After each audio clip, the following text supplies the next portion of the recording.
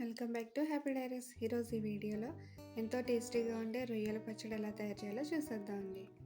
1 KG రొయ్యలు తీసుకుని పసుపు నిమ్మరసం వేసి వాష్ చేసుకున్నాండి. ఇందులోనే 1/2 టీ స్పూన్ పసుపు, 1/2 టీ స్పూన్ సాల్ట్ వేసి అంతా కలిసేలా ఒకసారి కలుపుకొని దలసరిగా ఉండే ప్యాన్లో ఈ రొయ్యలు వేసుకొని రొయ్యల్లో ఉన్న వాటర్ అంతా ఇంకిపోయేంత వరకు ఉడకబెట్టుకోవాలండి.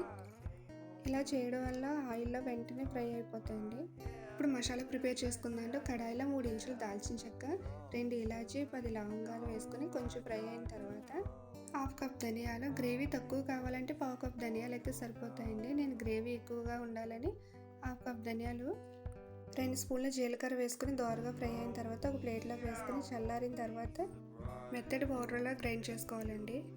కడాయిలో 3 కప్పులు వేరుశనగ ఆయిల్ వేసుకున్నాండి. వేరుశనగ పచ్చళ్ళకి మంచి టేస్ట్ని ఇస్తుంది. ఇందులోనే ఉడకబెట్టిన రొయ్యలు వేసుకుని లైట్ గోల్డ్ కలర్ వచ్చేంత వరకు ఫ్రై చేసుకోవాలండి. బాగా ఎక్కువగా ఫ్రై చేసుకుంటే గట్టిగా ఉంటాయి. గోల్డ్ కలర్ రాకుండా తీసేస్తే రొయ్యలు మెత్తగా ఉండి పచ్చడి ఎలా ఉంటుందండి, పాడైపోతుంది.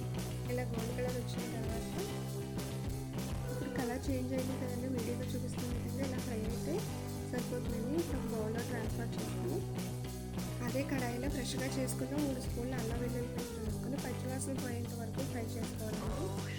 ఇలా ఫ్రై అయ్యాక ఫ్రై చేసిన రొయ్యలు కూడా వేసి ఒక 5 నిమిషాల పాటు కలిపి స్టవ్ ఆఫ్ చేసిన తర్వాత 1/4 కప్పు సాల్ట్, 1 కప్పు కారం వేసుకొని అంతా కలిసేలా కలుపుకొని మసాలా పౌడర్ కూడా వేసుకొని అంతా కలిసేలా కలుపుకొని ఒక గిన్నెలోకి ట్రాన్స్ఫర్ చేసి పచ్చడి పూర్తిగా చల్లారిపోవాలండి. చల్లారిన తర్వాత 3 మీడియం సైజ్ నిమ్మకాయల రసం తీసుకొని ఇందులో వేసుకొని మరొకసారి అంతా కలిసేలా కలుపుకొని టేస్టీగా ఉండే రొయ్యల పచ్చడి కాస్ సీసాలో వేసుకొని ఫ్రిడ్జ్లో స్టోర్ చేసుకుంటే 6 నెలల పాటు నిల్వ ఉంటుందండి.